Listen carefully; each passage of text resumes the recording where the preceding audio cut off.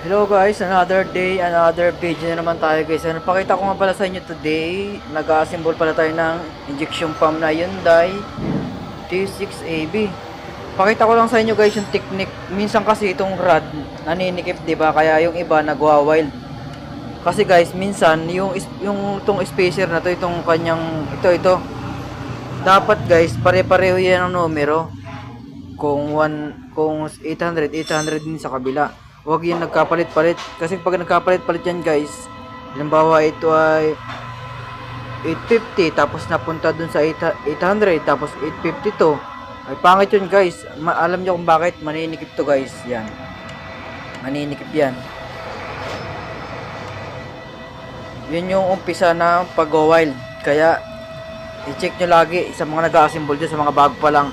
Ito ha, dapat ay pare-pareho lang yung numero. Kung 850 to isa, 650, mayroon 750, may 850 guys. Kaya may numero yan guys, ayan ha. Yan, ito 800.